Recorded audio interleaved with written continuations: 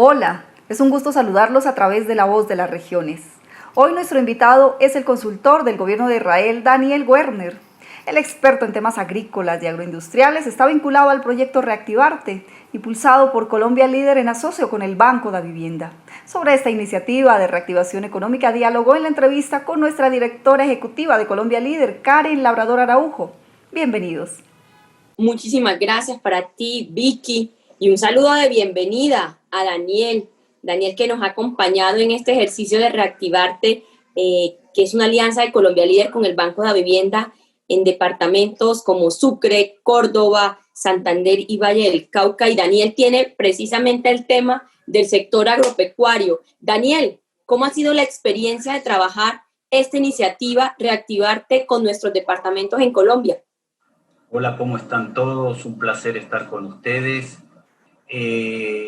Colombia siempre me trae buenas sensaciones y buenos recuerdos. Me gusta mucho trabajar con la gente de Colombia, primero por el entusiasmo que ponen y segundo, en una época tan difícil como esta, toda la energía positiva que encontré durante todas las sesiones que hemos tenido, al principio a través de talleres de información en donde se dieron puntos básicos, y luego en el desarrollo de proyectos en cada uno de los departamentos. Realmente encontré gente entusiasta con gran nivel profesional y que creo que tiene las herramientas como para poder ayudar a cada uno de los departamentos, como dicen ustedes, a reactivar la economía, especialmente en el sector agropecuario, que es tan importante para Colombia.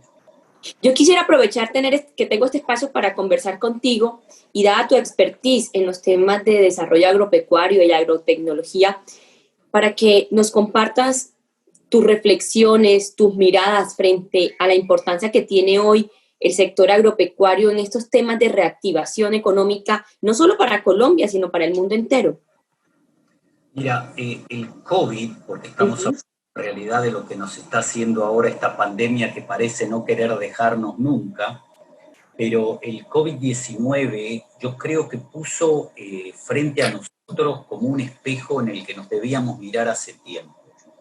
Los gobiernos, las organizaciones, los consultores inclusive de diferentes partes del mundo, sin diferencia si es en el norte, en el sur, en países desarrollados, en países en vías de desarrollo, siempre creímos o se tomó a la agricultura como un valor económico puro. ¿Qué quiero decir con esto? ¿Cómo evaluábamos la agricultura siempre? La evaluábamos a través del aporte al Producto Bruto Interno, la evaluábamos a través de cuánta ocupación generaba dentro de nuestra población, que sin duda son índices muy importantes.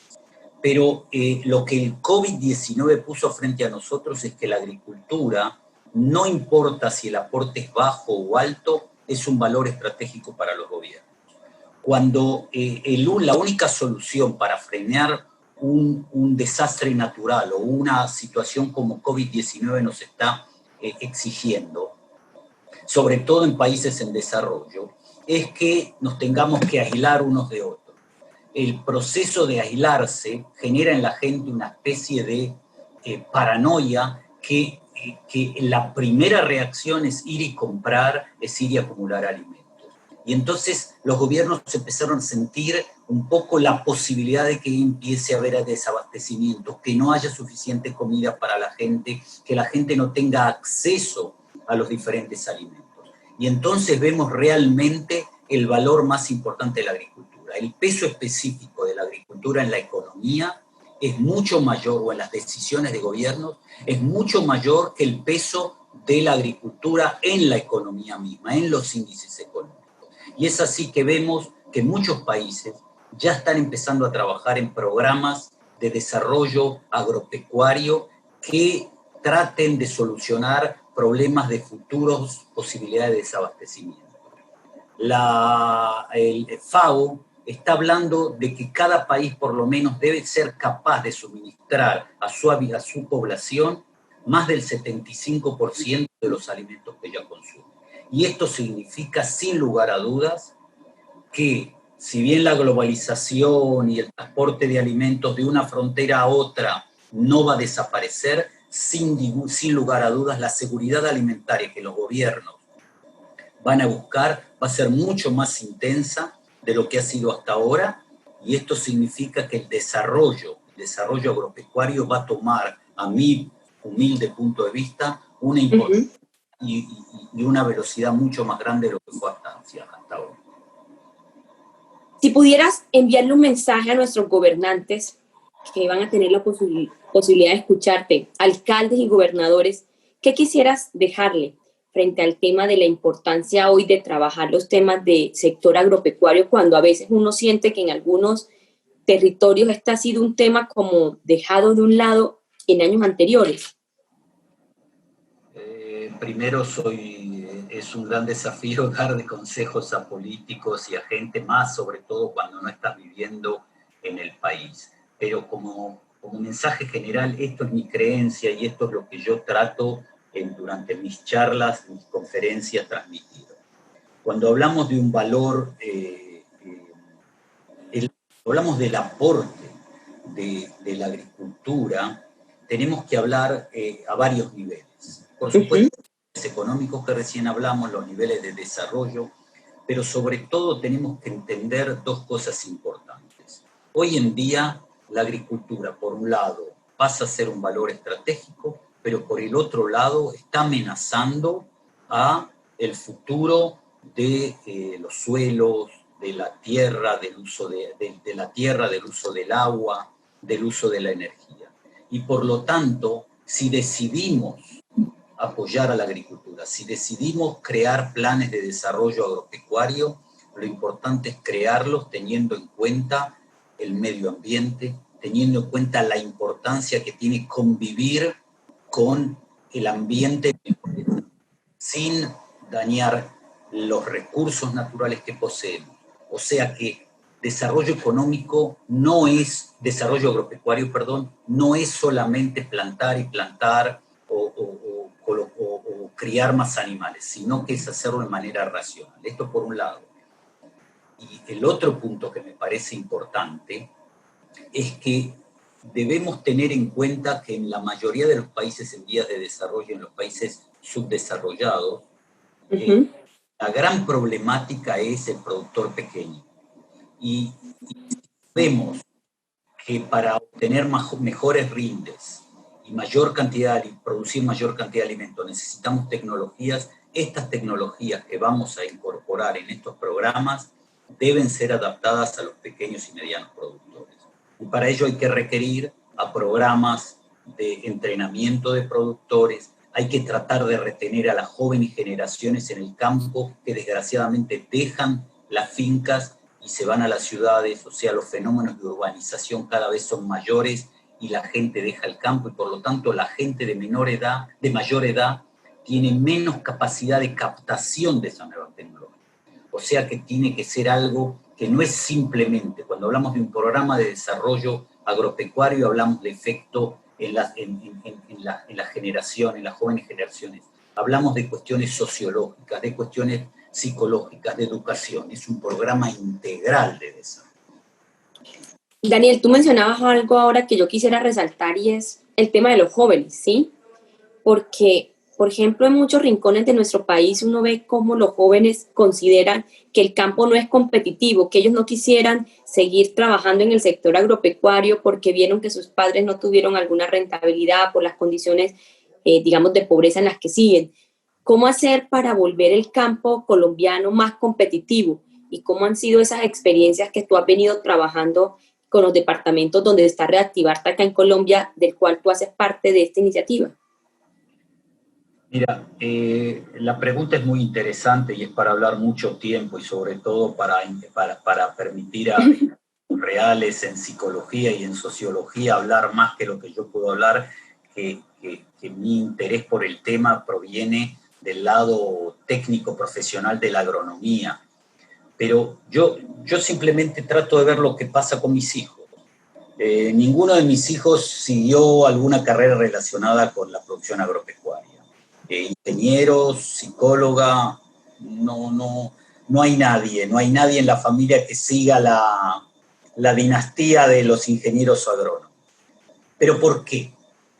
porque, como tú dices, el campo realmente, en primera instancia, no fue suficientemente atractivo económicamente, por lo tanto se buscan otras alternativas.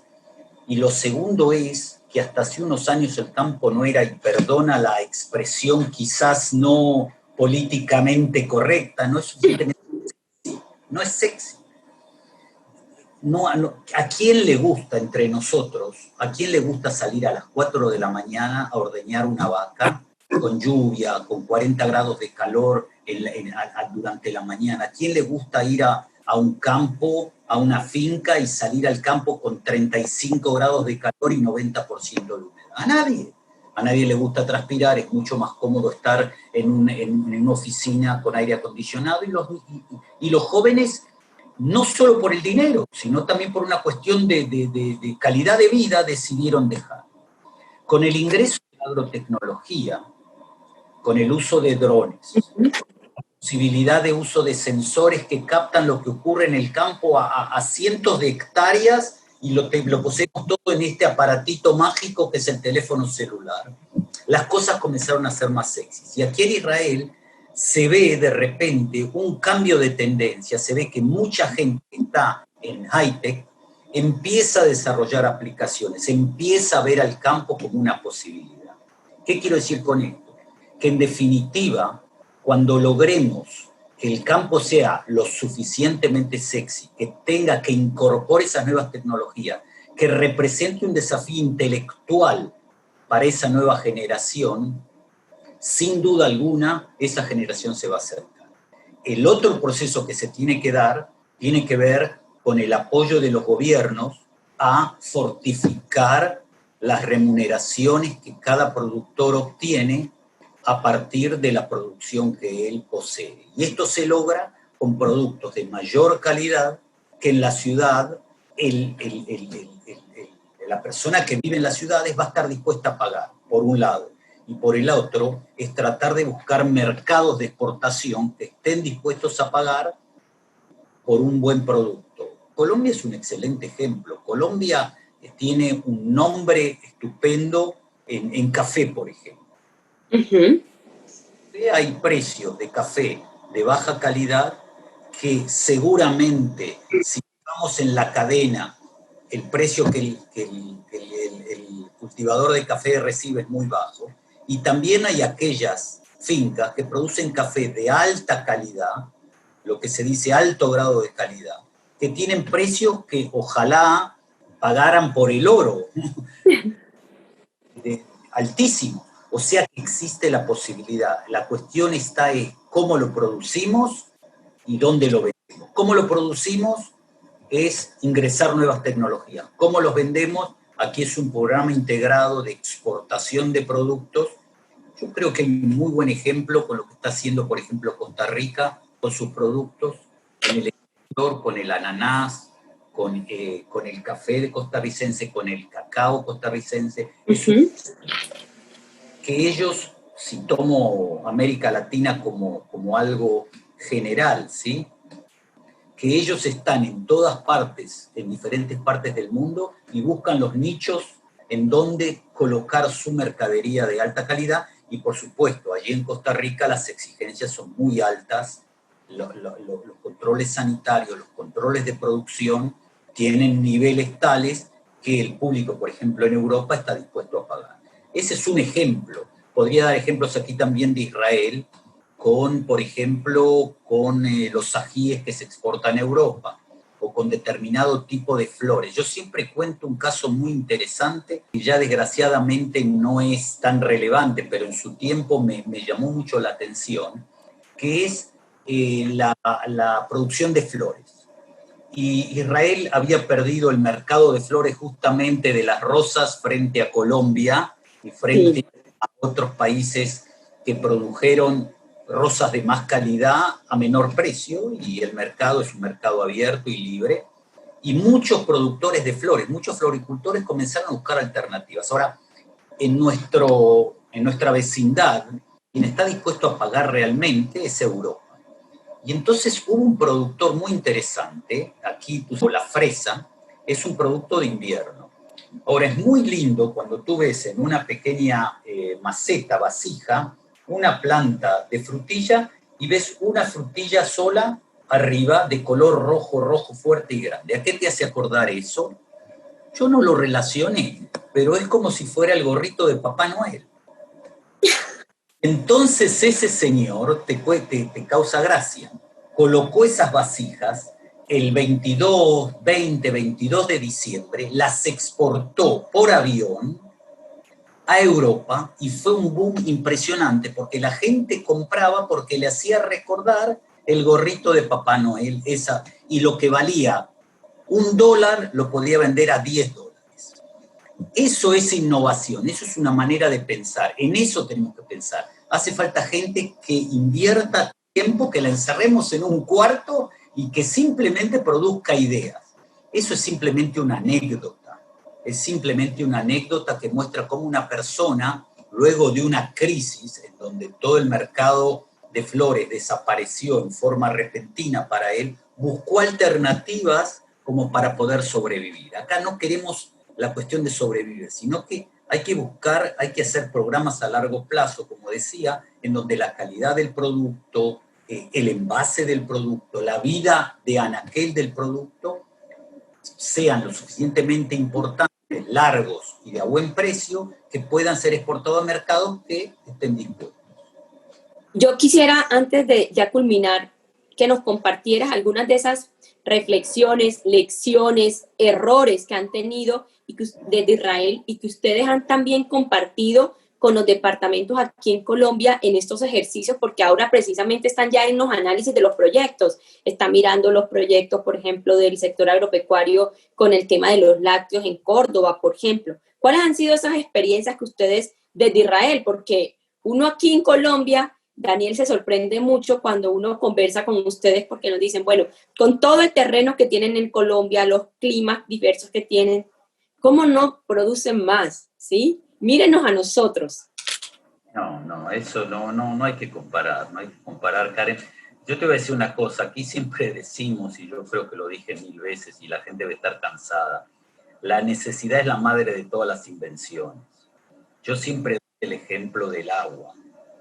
El agua, a pesar de no ser un experto en agua, yo creo que el agua es uno de los ejemplos más interesantes que hay en Israel, que debido a la falta de agua, la gente transformó un problema estructural en algo básico que hoy en día se puede transportar a todo el mundo. Yo siempre comparo las situaciones entre otros países que están aquí en nuestra vecindad, en el Medio Oriente, en donde las condiciones son difíciles como las de Israel, si tomamos los Emiratos, Bahrein, todos esos países. La diferencia grande es que esos países tienen petróleo.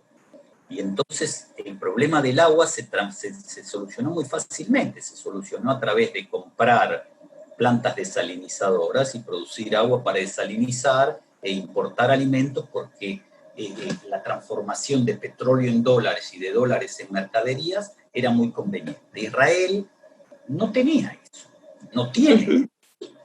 Y entonces necesitó al problema puntual que se puede resolver con muchos millones de dólares darle una solución estructural. Y entonces la estructura fue tratar de desarrollar sistemas que hagan más eficiente el uso de la poca agua que hay, y es así como se generó, por ejemplo, el riego por goteo. El riego por goteo nació realmente por una necesidad. Ahora, tú me preguntabas errores, y esto es importante. Si yo tengo que mencionar errores, dentro de los errores yo creo que tenemos es que caímos en lo que todo el mundo está pasando, es en no entender que la agricultura, Israel, si bien es un país que es potencia, digamos, en tecnología agropecuaria, mucho de las importaciones de alimentos. Nosotros no producimos granos y eso nos genera una dependencia importante. Y entendimos todo eso, cuando logramos entender todo eso, comenzamos a trabajar en otras cosas que hoy en día dieron soluciones estructurales y que hoy en día podemos exportar al mundo, como es cómo manejar, por ejemplo, las reservas de granos que hay en el país en forma eficiente, con pocas pérdidas, cómo utilizar el agua que tenemos de manera racional, cómo tratar de buscar cultivos que se adapten a las condiciones que exige, por ejemplo, el desierto. El desierto, dos tercios de Israel son zonas áridas. Y en el sur de Israel, los que conocen, está el desierto de la Arabá, que de 50 milímetros en las zonas más lluviosas hasta 1 milímetro por año. O sea que no hay agua. Y es, sin embargo, la zona que produce mayor cantidad de hortalizas para exportación a Europa. O sea que es posible. ¿Cómo es posible? Se buscaron variedades resistentes al agua con sal que había a profundidad. Se buscaron sistemas en los que se podía hacer uso eficiente de fertilizantes con ese tipo de agua, etcétera, etcétera, etcétera. Eso fue un proceso de estudio y la gran ventaja que tenemos aquí en Israel es que cuando la gente fracasa, no lo toma como un fracaso, lo toma como una enseñanza, y eso yo creo que es el mensaje más importante. Si fracasás cuando estás probando algo, no pienses que ya no vas a poder hacerlo, sino que lo que tenés que hacer es aprender de esos fracasos. Y eso creo que es lo que en estos momentos está manteniendo al ecosistema que desarrolla nuevas tecnologías para la agricultura y para otros sectores de la economía israelí. Pues Daniel, agradecerte este espacio para conversar contigo, agradecerte todos los aportes que nos has brindado al programa Reactivarte, esta iniciativa de Colombia Líder y el Banco de la Vivienda para apoyar a nuestros departamentos en Colombia, entre ellos Sucre, Córdoba, Santander y Valle del Cauca, en un sector que para nosotros es muy importante, como lo es el sector agropecuario, y todas esas ideas, reflexiones, aprendizajes. Y yo te hacía mucho énfasis en los errores, porque es que de eso también aprendemos, y como tú lo has mencionado, estamos en un momento de crisis que se puede volver una oportunidad, que nos sentemos a pensar, a dimensionar los temas con otra mirada. Muchísimas gracias, y de verdad que para Colombia Líder y el Banco de la Vivienda es un honor tenerte entre nuestro grupo de consultores. Daniel, que tengas una buena jornada y muchísimas gracias por todos tus aprendizajes, ¿oíste? Muchísimas gracias a ustedes, que tengan una excelente jornada, un excelente día, y que nos cuidemos, que estemos todos sanos. Así es. Y que la próxima vez la entrevista sea en vivo y en directo y no por Zoom. Justo te iba a decir eso, que esperábamos pronto tenerte en Colombia y estar en estos bellos departamentos que hacen parte del programa Reactivarte. Vicky, volvemos contigo para dar por culminada esta sesión hoy de La Voz de las Regiones con Daniel Werner, nuestro experto en sector agropecuario en el programa Reactivarte. Gracias, querida directora de Colombia Líder, por acompañarnos en esta emisión, y por supuesto el agradecimiento para nuestro invitado internacional. A nuestros internautas, como siempre, les agradecemos su sintonía y los invitamos a continuar activos a través de sus redes sociales. Nos vemos en una nueva emisión.